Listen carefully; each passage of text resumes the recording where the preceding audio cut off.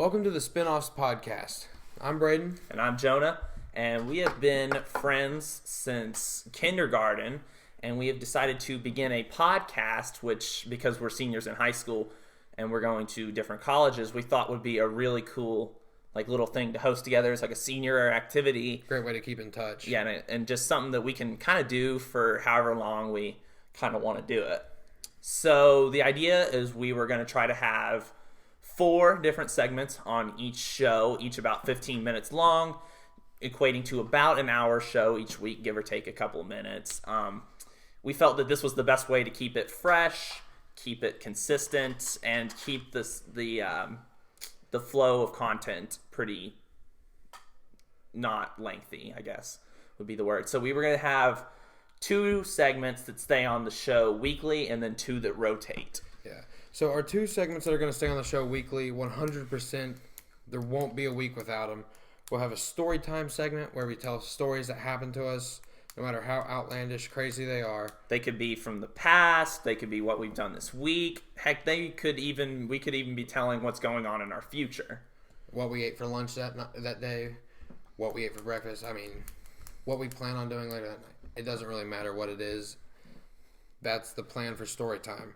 The second segment we're going to do every week is sports, because that is basically what our friendship is built on. It's about the only thing we can talk on for about 5 minutes without people realizing how stupid we are. That's going to be the hardest one to keep to 15 minutes, I guarantee it. We could go on and on for hours or maybe even days talking about just sports alone. There's no telling how long we could go. And then the last 2 segments could be anything way out of left field. Already made a sports reference. Look at that.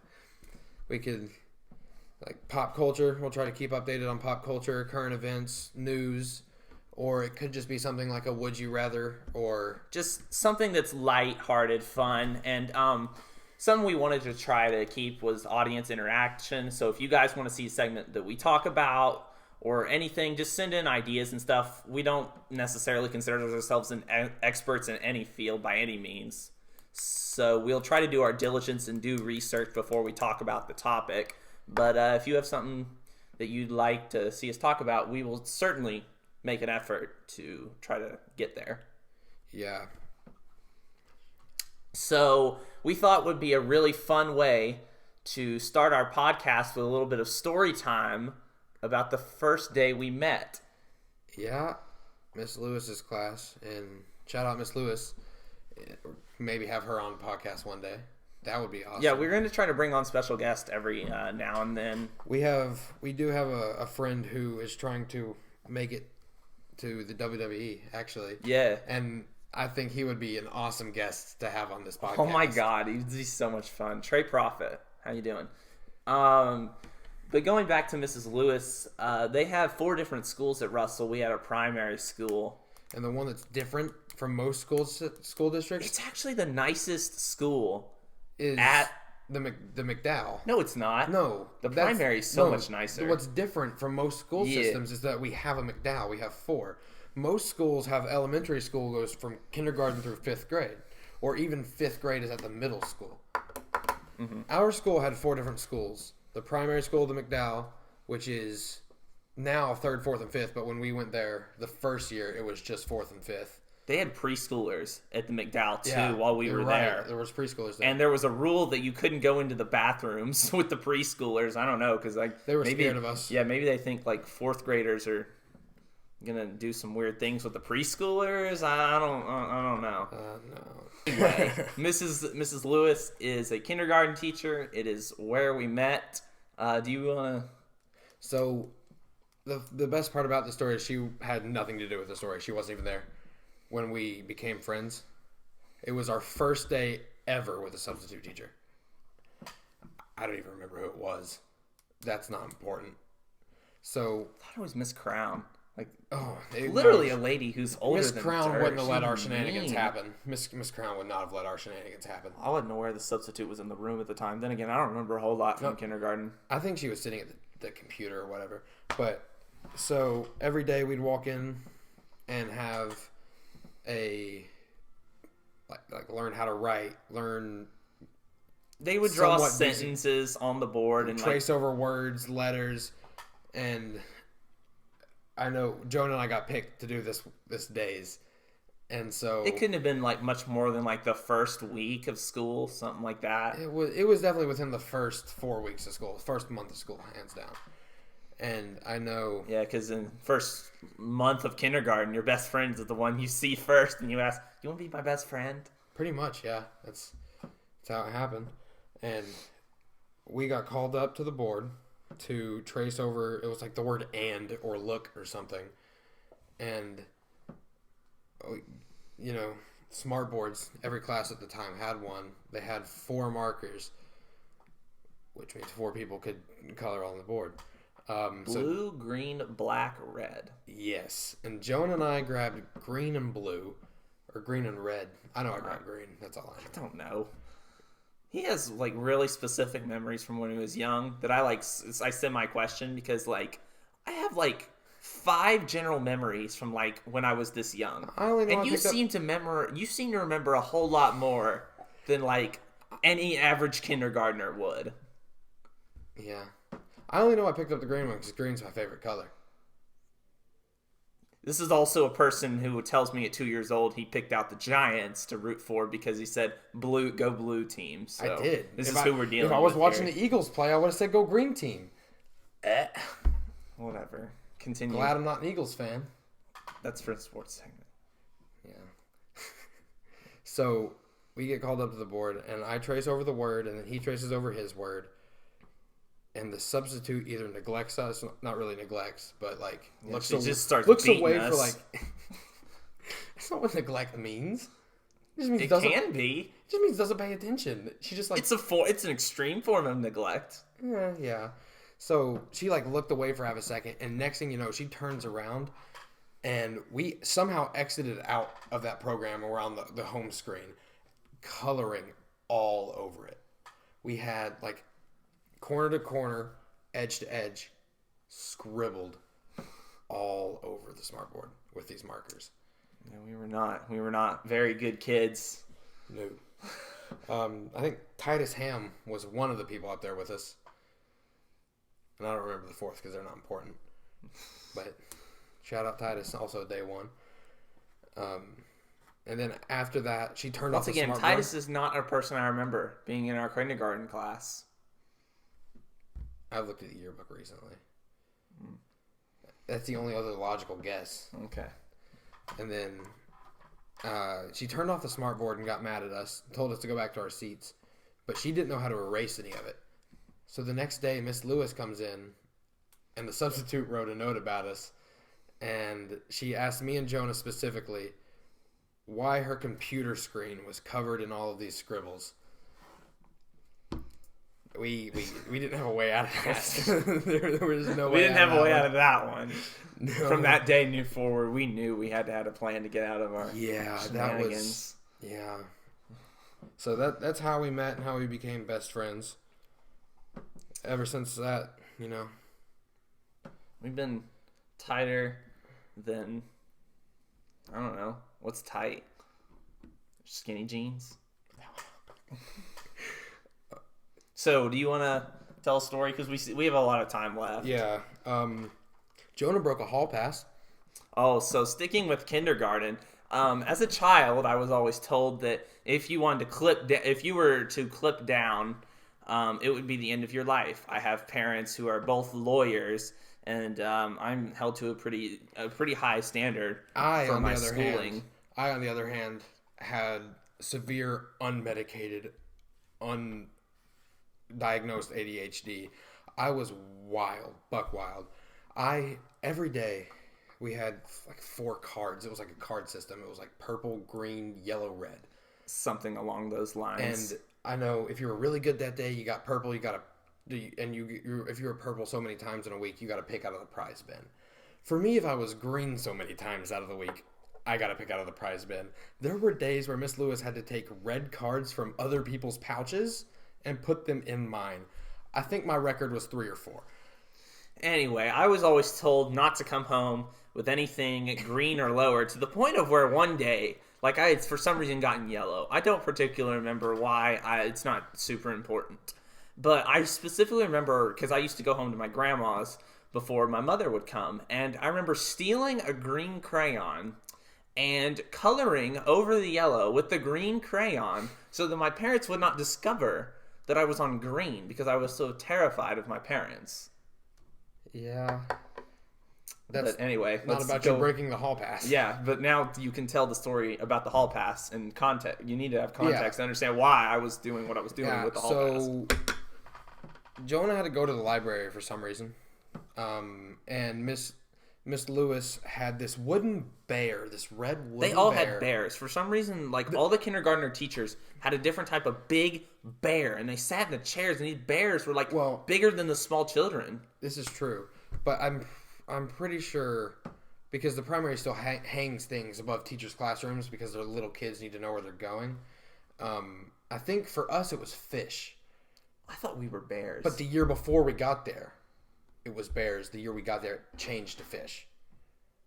I think that's the explanation I was given. It probably wasn't. I'm making that up. It was fish at some point. At least I know it was fish at some point. I remember fish, but I thought that was later. All right. Yeah.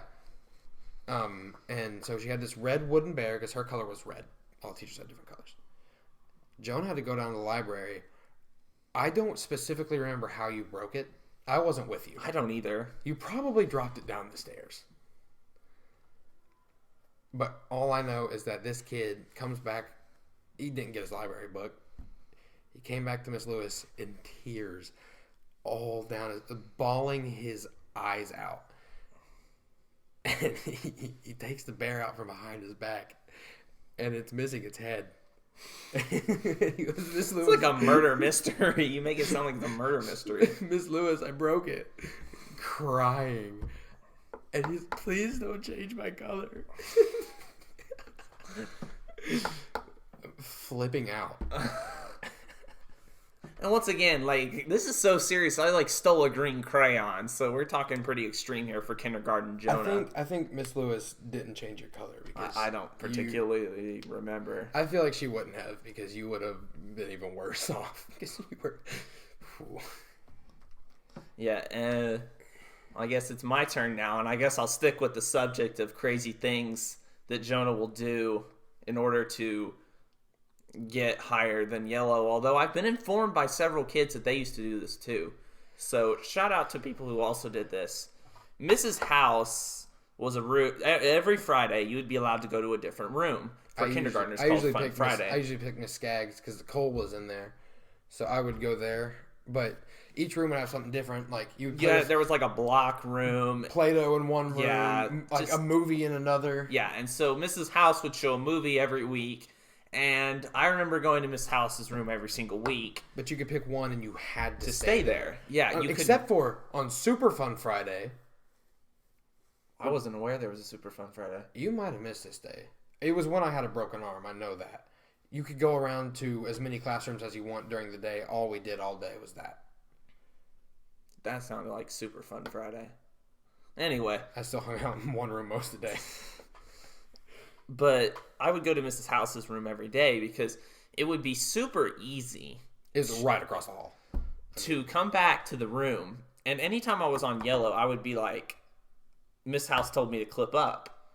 And the kindergarten teachers would never check. So you would come in and you would tell your teacher, like, oh, so-and-so told me to clip up for being nice or courteous or whatever garbage you needed to tell your teacher in order to get her to clip you up. And so there are actually multiple times that I was on yellow that I ended up scamming my way into being on green again simply because I told Mrs. Lewis that Miss House told me to clip up. Mrs. House either just didn't check with Mrs. Lewis or I guess just did not care. But either way, I somehow escaped punishment time and time again. I did that too to get off of red. So, I mean, because if I was on yellow or above, I could get anywhere from 30 minutes to 2 hours of Xbox time. So, 30 minutes for yellow, hour for green, 2 hours for purple. So, I would always, I gotta play Xbox. See, I only ever get punished for doing it. You seem to like... It's because I was so bad that my parents had to reward me for decent behavior. Even like today, like he gets rewarded for like being okay. Like if I'm just okay, like I get yelled at I don't get rewarded for being okay. My parents just expect mediocrity at this point. I'm not allowed. No, you're not. All right. Anyway, This is one of the best time of the years for sports. absolutely. I'm a huge hockey fan. He's kind of a hockey fan, kind of not. So we're closing in on the playoff race, which is super exciting. Opening day just happened. March Madness is coming to an end, unfortunately. And The NBA is heating up, playoff race. and NFL free agency just got settled out. So we have certainly a lot to talk about. Oh, we yeah. decided today that in honor of Opening day. we are recording this like 2 days from opening day. I believe this is April the 1st, so we're actually 3 days removed from opening day. We were going to go over our division winners, our wild card teams, and our dark horses for each league, a team that could surprise in each league, because there always seems to be at least one of them. And then we're gonna go each over league. our award picks and our surprise all-stars, players who don't break onto the scene. Who don't get a whole lot of love. Don't All right. So I think we should start in the American League East. Who you got winning the division and why? I like the Blue Jays here, but it's kind of hard for me to not say the Yankees because they do have a actual good rotation this year. Their bullpen is not the best, but it'll do. And their lineup is very good. Aaron Judge hit the first home run of the season this year. I know you hate him. I know you hate the Yankees. I hate the Yankees too. But it's hard to deny that they don't have talent on their team. Especially talent enough to win that division. I am going to go with the Tampa Bay Rays. This is a team last year that was completely devastated by injuries. That's true. A full season of Wander Franco, a full season of Randy Arozarena. Hopefully more of the same from Shane McClanahan. They should get Tyler Glass now back at some point this season. Yep. The bullpen is completely dominant, which really helps out in the regular season. I know you love the Yankees, but that lineup, I man. don't love the Yankees. Or you like the Yankees I like to the win the Yankees division. to win the division, yeah. That lineup depth is awful. Isaiah Kiner-Falefa is still in this lineup. He is true. awful. Aaron Hicks is awful. Anthony Rizzo has one hot month of the year where he hits like crazy. Oh, he's the best baseball player in the world for that 1 month. Josh Donaldson was awful last year for this team. Like, yes, Aaron Judge is amazing. And in a vacuum, Anthony Volpe should be really good too. But outside of those two, I don't see a whole lot from this lineup that instills a whole lot of confidence for me. Harrison Bader's good, but he can't hit. And for the Blue Jays, I think it's a lot of inconsistency from me. So I see like Vlad's first season when he burst on the scene, third in MVP voting, looks like he's going to be stud. He takes a step back, and it really holds that Blue Jays lineup back. And if the Blue Jays wanted to see the division, I need to see a lot of these guys have bounce backs. I need bounce back from Bo Bichette. I need Matt Chapman not to hit below 230. Yeah, I need Vlad Guerrero to bounce back to what he was doing his rookie George season. Springer, he can't get hurt. Yeah, and I need more than 60 games played from George Springer. So I think that Blue Jays team definitely has potential. And if they play up to the level that I know that they can play, I think the Blue Jays win. But my pick right now is the Rays because I don't 100% trust the Jays. All right, now AL Central. AL Central, one of the worst divisions in baseball. Probably the Twins. Twins or the White Sox. I'm going to go Guardians. Yeah. Jose Ramirez and one of the best starting pitching rotations in baseball, Zach Eflin. Tristan McKenzie, who, by the way, is going to have a superstar year. Tristan McKenzie is so filthy and disgusting. The man is so good at what he does. Shane Bieber is like a walking strikeout. He is so good at what he does. And won the Cy Young a few years ago. And because Edwin Diaz is now out for the season, Emmanuel Classier is the best closer in the game. No doubt about it. Absolutely. I mean, this guy's... Arguably, without Diaz there, he still is. This is a guy who throws an above 100 fastball and then mixes that with an 80-mile-an-hour slider. Like, it's disgusting. Yeah, that's a good pick. Care to defend your Twins or White Sox? Yeah, no, I changed my mind. I forgot that because the Guardians existed for a second. I'm going to watch the Guardians play this year too. And then you that's talk my about pick. one of the best contact lineups a year ago with guys like Stephen Kwan, Stephen Kwan. guys like Andre Jimenez, and then you throw in Josh Bell, who was a great offseason pickup, should help the power immensely. Oh, yeah. I think this Guardians team is really underrated. Do I think they can win a playoff series? I don't know. That's up in the air. The hitting is still a little iffy for me, but they should definitely win enough games to take a garbage division. Pitching can only get you so far. AL West. There's really only 2 teams that can win this division. Maybe even just one. I'd like to hear your pick first, though.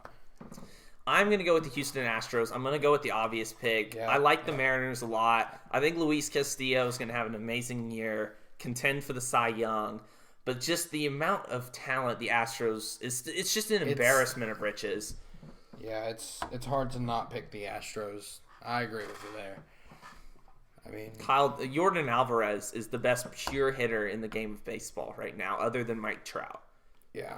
I mean, I feel like if you say anybody's the best anything in baseball, you have to throw in other than Mike Trout. I mean, and I'd feel bad for Mike Trout. The Angels are still going to be as probably useless as ever. Shohei might The be Mariners- traded by June. The Mariners, I don't know what to expect from the Mariners. I think they're either going to have a really, really good year or they're going to be about the same. I don't exactly see them falling by any stretch of the imagination. This is a team that has had the same amount of players get a ruptured testicle as the amount of playoff appearances they have. And it's only 4, by the way. They've had 4 players rupture a testicle. That's impressive. That is impressive. But that's not- almost as impressive as the Angels never making the playoffs with the 2 best players in baseball. Or almost as impressive as winning 119 games and then losing in the first round of the playoffs. Another thing that the Mariners did.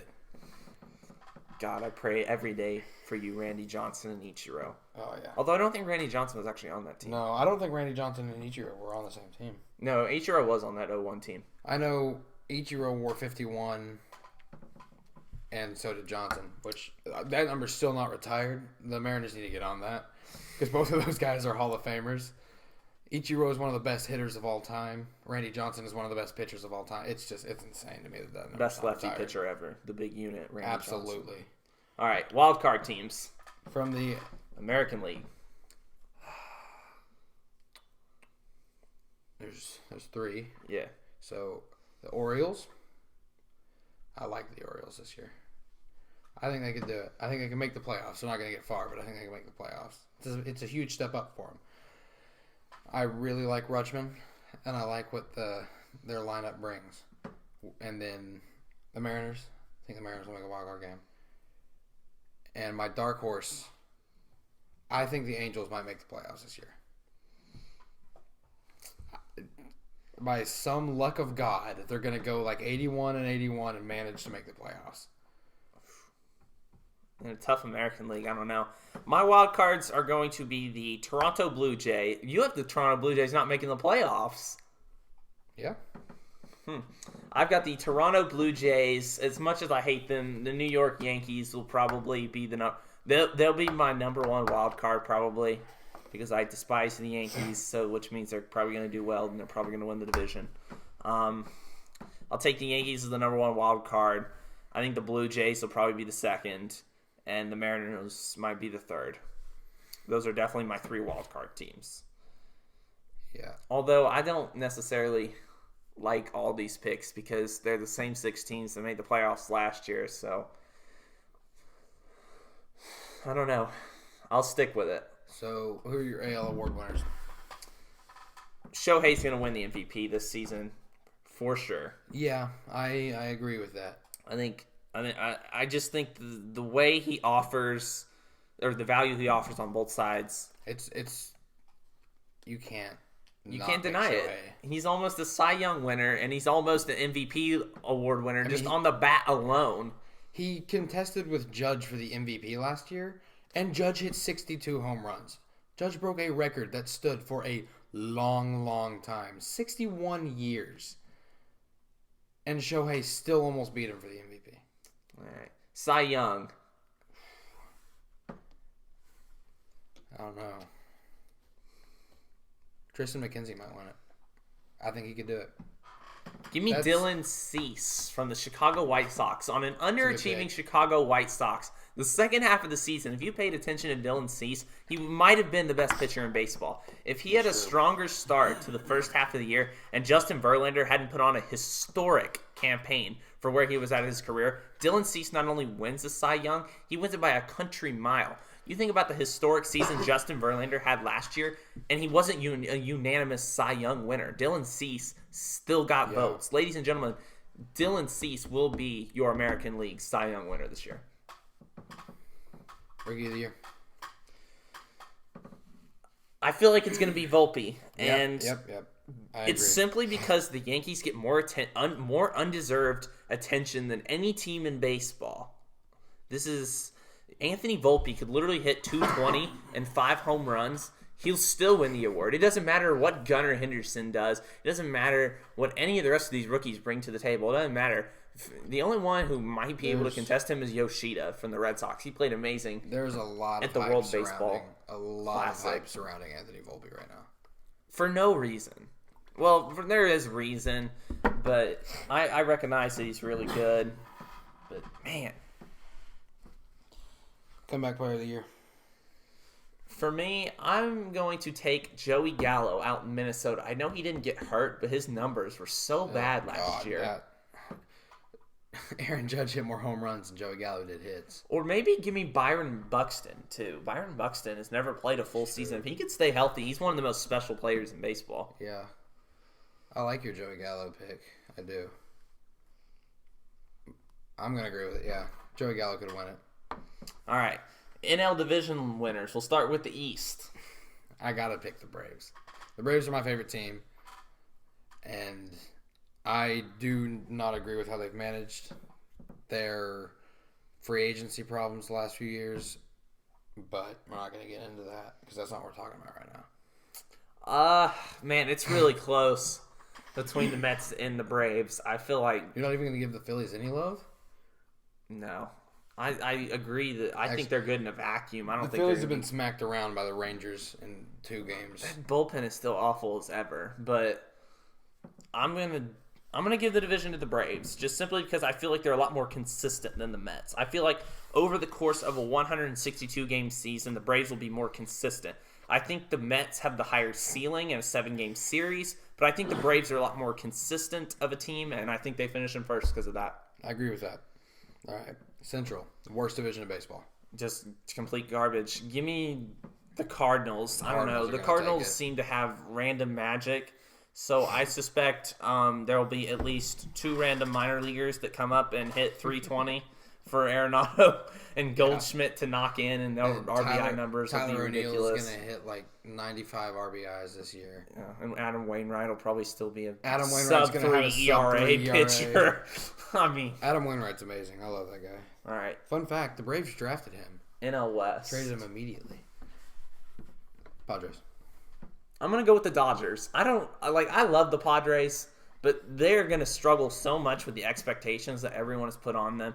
I don't think that their starting rotation is as good as everyone makes it out to be. And the Dodgers know how to win. They just do it. And I think when you have, I think they've won 10 out of the last 11 NL West titles. Something like that. You just find a way to win at some point. The Giants won it in 2021. And that's what the Dodgers are going to do. Their pitching staff is ridiculous. Julio Urias might be the most underrated player in baseball. Walker Buehler's not playing this year. Yeah. But Julio Urias, nobody talks about this guy. This guy's a perennial 20-game win pitcher every single season. And somehow he gets no love out there in LA. And I hate the Dodgers. Oh, yeah.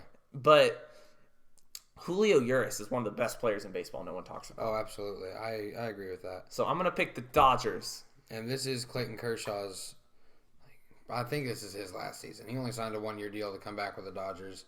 They might try to throw some magic in there for Kershaw. All right. Wild card teams. Mets. Dodgers. My dark horse team from the NL. I don't know, actually. I think the Phillies is just a safe pick. I like what they've built out. I don't like what they built out there, actually, as a Braves fan. I hate it. but their team is they're talented. I will agree with you on the hitting side, but my picks are going to be the San Diego Padres, the New York Mets, and the Arizona Diamondbacks. Ladies and gentlemen, if you have not watched Zach Gallen pitch, you have done yourself a disservice. This man is amazing at what he does. He's one of the best pitchers in baseball.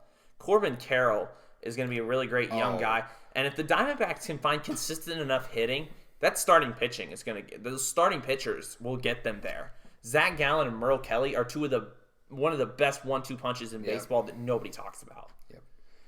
So give me them over the Phillies, who I feel like over the course of a 162-game season will either be dragged down by the injuries because they're already missing Harper for the majority of the season. And I don't trust that bullpen, and the starters are sometimes iffy at times. Aaron Nola could have a 15 strikeout game, and then he could also have a game where he gives up 6 runs.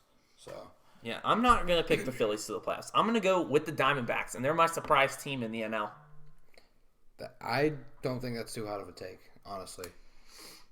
The Diamondbacks are looking really good. NL MVP.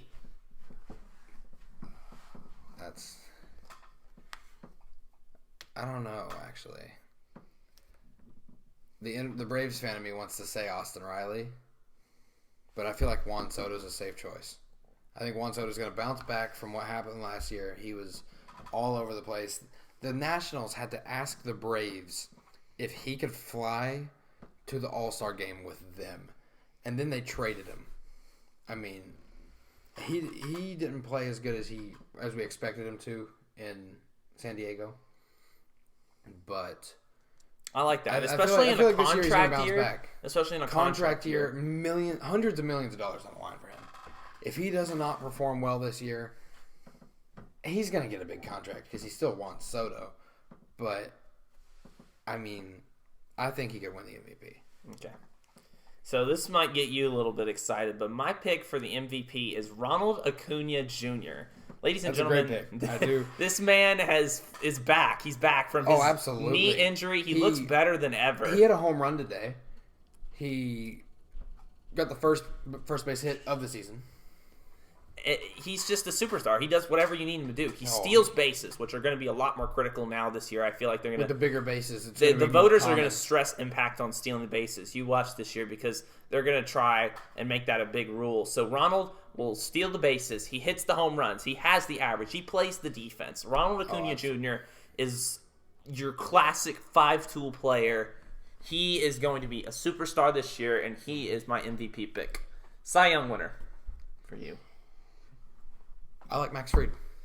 If he can stay healthy, I truly think that Max Fried could have a sub 2.8 ERA. I think I might change my pick because Spencer Strider could strike out 300 guys this year. I'm not sure. I do really like the Braves' rotation with Strider, Wright, and Fried. But those three being so good might actually take away from the voting of the others. So it could go to somebody out. It could go to Verlander again, Scherzer. I don't know. But my pick is Fried. I think he's got the stuff to do it. He won the Gold Glove like 3 years in a row. I think he finished second in voting last year for the Cy Young. I think he could win it this year. So I already mentioned this a little bit in my wild card teams, but I'm going to go with Zach Gallen out there in Arizona. And this lines up pretty well with my playoff predictions. And if Arizona's going to be a playoff team, it's going to have to come from Zach Gallen. Oh, yeah. I think he puts in another amazing year of quality of work. Don't forget about Sandy Alcantara, too. He'll certainly be right up in there.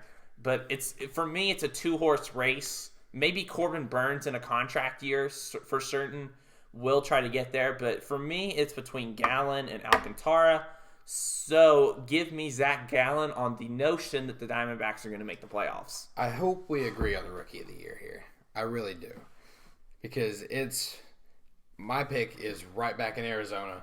I'm going Corbin Carroll. Corbin Carroll, absolutely. Maybe Jordan Walker, but maybe. Corbin Carroll is possibly the fastest player in the MLB. I think he was. I'm pretty sure he is. And he can hit. He can defend. He's going to win the power's going to come. He's not going to have eye-popping power numbers this year, but you put him at the top of that Diamondbacks lineup. Another Arizona player, second-generation player, Drew Jones. They could call him up this year, and I think he can make a huge splash on the scene, especially because, I mean, he's probably not his dad, because nobody fielded like his dad could.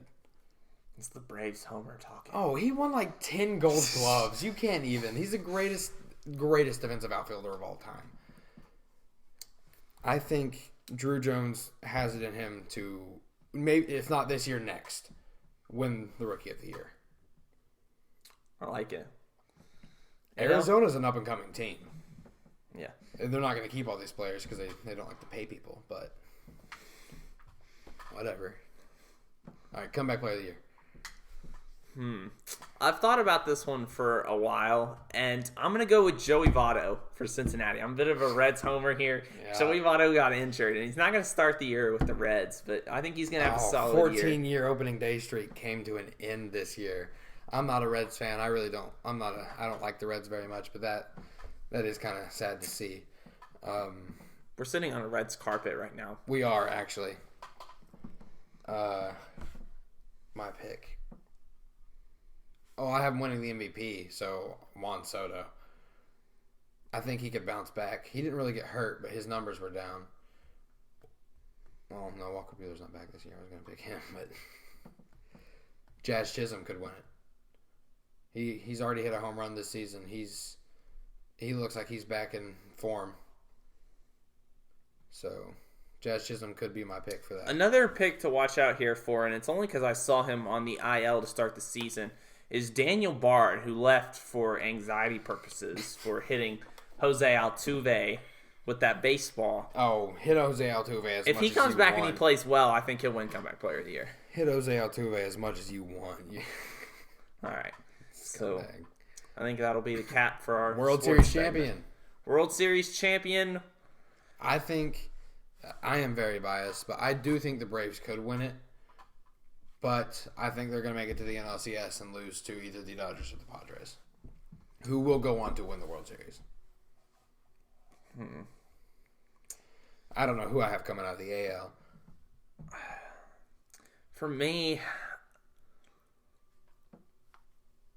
I'm going to go out of left field here. And I'm going to pick the New York Mets. And I know everyone is going to be down on the Mets. My family's watching. We're all Braves fans. They all hate you now. But they added what I think they needed, which was more veteran pitching. I think they added Justin Verlander, who's going to be... My only concern is the back of that bullpen, especially now Kate come Upton's playoff in the time. Stands, so instant power boost. And we know that Daddy Steve is willing to make any upgrade possible for his Mets. They'll find somebody to replace Diaz. They called up the number one prospect for last year. And with that excellent starting pitching, I think they'll be all right. Give me the Mets for the World Series, just because it's never the person that you 100% expect going in. So give me the Mets. All right, so we've hit kind of one of the rotating segments, and this week we've decided to talk about pop culture. Yeah, specifically for me, my part of the segment, Lil Wayne dropped a greatest hits album on Friday, and in my opinion, feel free to disagree with me, but Lil Wayne's top 5 all time, absolutely, and I love his music, so I'm happy he dropped a greatest hits album. Favorite song? See, I want to say 6 foot, 7 foot, but that's too generic. That's real generic. Yeah, I'm still gonna go with it. It is a perfect song. It's a good song. Real G's move in silence like lasagna. There's no line in rap music better than that. It doesn't get better. You told me one the other night that you said to Cole. Yeah. I was with Cole, not once, twice, when he realized what that line meant. Real G's move in silence. He didn't realize what it meant. For all of you who don't know what it means, there's a G in lasagna that is silent. Real G's move in silence like lasagna. Cole had to realize it's that a twice. really good line. It's brilliant. But noted lyricist Lil Wayne. No, he's a very good lyricist. He doesn't even remember half the things he says. He That guy, I feel like, has half a brain. He probably does. Shout out Lil Wayne. So, on our podcast. Yeah. I'm sure he's just itching to Oh, get on absolutely. here. So I wanted to talk about the success of the recent John Wick movie that came out.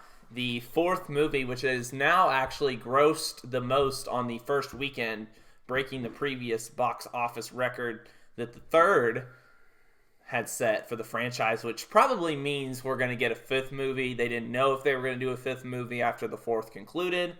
And so It's kind of hard to do a fifth one after the what. it is when the money talks. That is actually the director decided that 4 done because he was going to try to film 4 and 5 at the same time, but he decided that 4 was it, which led to the conclusion of the fourth movie. I'm not going to say it, not to spoil anything. I would feel awful, but the way that it ended doesn't really set up for a fifth one. If they could manage to retcon that, that would be okay with me. I love John Wick. It had one of my favorite action sequences I have ever seen in a movie. Keanu Reeves is just a legend in every Oh, sense he of the can. word. Yeah. A man's man. He only says like 200 some words in the movie, which is like not a lot of words for a 3-hour movie, especially for the lead actor who's getting millions of dollars to play this role. I love Keanu, but that man is not good at reciting lines. Yeah. He's very uncharismatic. So Oh. I wouldn't use uncharismatic. No, I not would- uncharismatic. Very stale, very static with his delivery of lines. Yeah. And so the trend I wanted to bring up here a little bit was this return to action movies, because the Marvel movies have become increasingly pressed Phase 4 was and not awful. making money. Phase 4 was not good. And these movies, some of them are failing to break even. Like the Wakanda Forever movie, That it movie didn't sucked. It didn't break money, or it didn't break even rather. And these projects are failing. We're kind of seeing the revival of kind of these like almost 80s like action movies Yep. with Top Gun come Oh, out. Top Gun. Top Gun was an amazing movie. And then you have right on top of that, here comes the next John Wick movie. The Fast and Furious franchise is still as successful as it was. Cocaine Bear. Set in the 80s, it counts. Cocaine Bear was amazing. But you see this kind of return to these action films. And these are the movies that are making the money. And I wonder if this is the direction we're going to continue to go in as a market. People like to complain that there's no diversity in the box office. It's all superhero movies, scary movies, rom-coms. That's pretty much all you're going to get at a time. People like to complain about that, but you go back to times like 2008, the early 2000s, the late 2000s, movies like Speed Racer. Speed Racer is one of my favorite movies of all time. I will admit that forever. I have seen that movie upwards of 50 times. It is not as bad as people say it is. And Scott Pilgrim. I've never seen Scott Pilgrim, but it's got a huge cult following. Movies like that are wild and different than everything else, based on manga, based on anime, based on whatever. That is diversity in the box office. And people let those movies flop, so now all we get is Wakanda Forever. I liked Ant-Man, but Thor Love and Thunder wasn't great. I like the soundtrack. Guns N' Roses is amazing. Yeah, this idea that Marvel needs to push out like 2 movies every year is just ridiculous. Because Take some time, work on one big project. Guardians of the Galaxy 3 is legitimately the first Marvel movie I've actually been excited about for a while, because I know James Gunn will do an amazing job, because he's one of the only writers for Marvel that's done consistently well. He's actually taken over for DC, which Shazam, I really like Shazam. I like the new one that came out. But James Gunn has taken over for DC, and he's going to retcon everything, and now there's going to be a new Batman again, which I think is a little bit too much. Robert Pattinson is perfectly fine. Whatever. But I watched the trailer.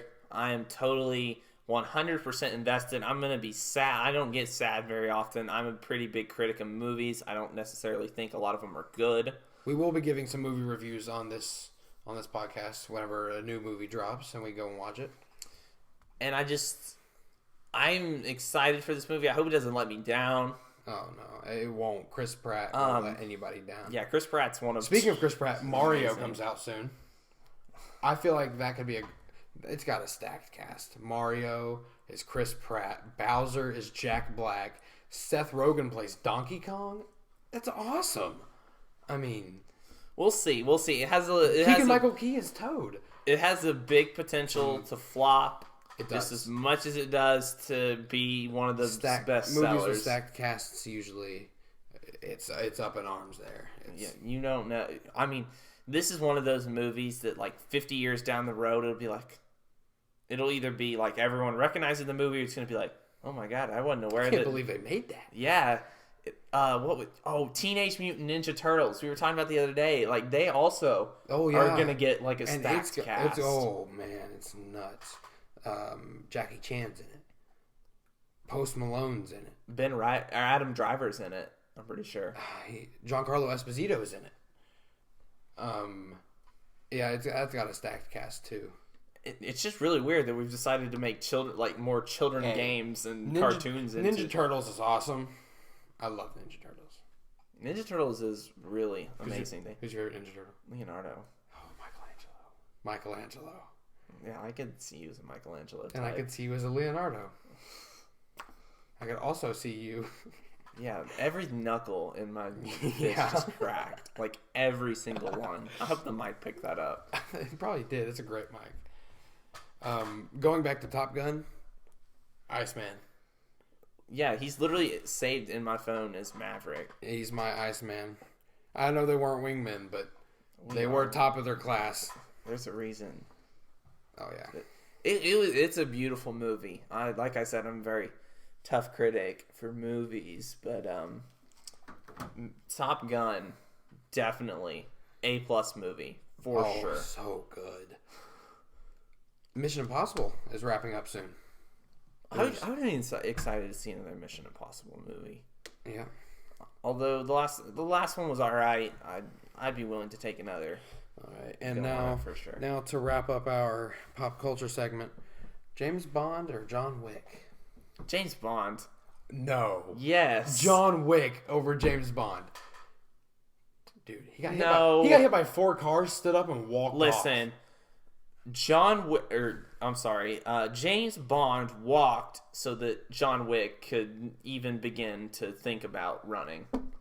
I agree, but I'm telling you, James Bond is so much better because there's so many different versions of James Bond, and every single person that played the role of James Bond brings a little something different to it, and they're all just a lot better actors. We touched on this a little bit. Keanu is not the greatest actor in the world, and while I admit some of the the individual scenes from John Wick may be a little bit better in terms of quality, but I promise there's not any set of movies that are done better than James Bond movies. I'm not asking about movies. I'm asking who would win in a fight. Who would win in a fight? James John Bond. Wick. You're crazy. John Wick. No, James Bond wouldn't stop until... John Wick wouldn't either. James Bond is so much smarter. If John Wick's dog died, and they said, go get James Bond, which is basically the premise of the entire John Wick series, John Wick would go kill James Bond. No. Okay, fine. Batman or James Bond? I swear to God, Jonah. If your answer is not Batman, you're wrong. Batman could be any fictional character put in front of him. That's not true. That is very true. Superman would blurry him. Batman beat Superman! It's in a stupid movie, and the reason why Batman won that conflict... Batman beat him in the comics, too! Batman beat Superman. Don't say Kryptonite is cheating. It is not. Superman is literally the most powerful... For right or for wrong, and I believe it's for wrong, Superman is the most overpowered character in any comic, in any... And Batman put a bullet through him. Stabbed him with a spear. Batman harmed Superman. Hey, sorry about that. We had some technical difficulties. Batman beat Superman solos. If Batman could beat the Hulk, Batman could beat Iron Man, Batman could solo Thanos. All right, I'm tired of this. We're done with this segment. Batman is the greatest. Obviously, a way to win an argument Brian is just Gross. tell everyone that Brian Gross, hear my words right now. Batman solos Superman. It's over. it's literally not. He's the most powerful being And Is- Batman got him killed. All right, we're done. because We're of the done? fan service. We're done. Because of people like We're him. done. All right. After that heated debate, we are back. We're going to We- transition to kind of our we had last to- segment. We had with- to take a little bit off to cool down because we're not going to go back into it. So we might explore it during a later podcast for sure. Oh, it'll come back. It'll come back. Back to the reason we started this podcast. Again, we're best friends, have been for close to 13 years now. And Every day it feels like more of a chore. oh, whatever. You wouldn't be here right now if you didn't love me. So we're just going to quickly touch base on our inspirations to start this podcast. I'm a huge fan of Pat McAfee, the Pat McAfee Show. I love watching it. He's hilarious. He talks about sports. He has awesome guests on all the time. And so that's where the sports aspect, because the original idea for this podcast was just a sports podcast, but I feel like that's been done too many times. There's so many podcasts. We wanted to be able to diversify this cast because we wanted to try to stand out any way we could, and we felt like maybe one of the best ways to do that is offer so much different much more. types of content. Oh, so yeah. like I'm a huge fan of pro wrestling, and AEW says like it's like a buffet of talent. Like, because even if you don't like one part of the show, like there's got to be some wrestler that appeals to you. There's got to be some part of our show that might appeal to you, and Yeah. even if you don't like our 15 minutes of sports, just You could skip it. yeah, skip it. So we felt like that was one of the best ways that we could stand out And amongst a crowd, an admittedly crowded platform. I got the idea for all of these other segments because I've recently found a podcast that's a similar layout to us. Two best friends just sitting and talking, telling stories, cracking jokes, all that. Called the You Should Know podcast. I found them on TikTok and I started watching their podcast. They are hilarious. I have watched a lot of their stuff. I've watched definitely upwards of 60 hours of content put out by them. So, and that's only in the past 3 weeks. It sounds insane, but I do really appreciate their podcast. Well, for me, I just thought it'd be cool to do a podcast. Yeah. Like, he just told me we were going to do this. My dad had told me, like, you should start a sports podcast because I like to ramble a whole lot. I like to talk about sports. So, I don't know. Yeah. We'll see how far this goes. about I'm a little bit more of a pessimist than he is about where this could go. Probably about 2 years ago, I came up to Joe and I was like, what if we just started a podcast? And so we obviously never did it until now, 2 years later. But we kind of bounced around the idea. We never actually took it seriously until this year when I came up to him and was like, hey, we're starting a podcast. Get over it. Here we are. Yeah. And so, besides our podcast, we wanted to, once again, we thought about all the different ways we could appeal to many different platforms. So we wanted to start working on a developmental project to start maybe a gaming channel. Yes, we could play, of course, big, huge sports fans. And we both have Xbox 360s. The greatest console ever made. Debate a wall. And I have the Not greatest video debatable. game ever made. NCAA 14. So, I will argue that it's 13, but I digress. And that's because you don't have 14. No. You That's because I still enjoy the recruiting Yeah. from 2013. The recruiting It takes for you actual is- skill to know how to play 13. It takes more He skill is better than than me at 14 only because A, he has more time to play 14, and B, 14 takes less skill. it takes more skill than you think, but okay. No, it does not. It does. You're literally pushing a certain amount of values you want on a recruit. Okay. I'm sorry. It's useless. Okay. Well, so there's that, and then there's the Madden games, the MLB, the show games, but we also have MLB 2K13 throwback rosters. That's awesome. And then we have an order placed in for SmackDown versus Raw. We're waiting to hear back from the We are lapsed wrestling fans. we are waiting to hear back from the store that we got most of our games from, honestly.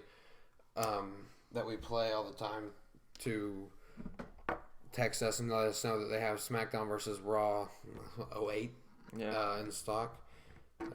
And we could even play like modern games. Like I know I'd whoop up on him in an MLB The Show franchise mode. Yeah, probably. So. Yeah, but I'd beat him in a Madden franchise mode. Probably. I suck at Madden.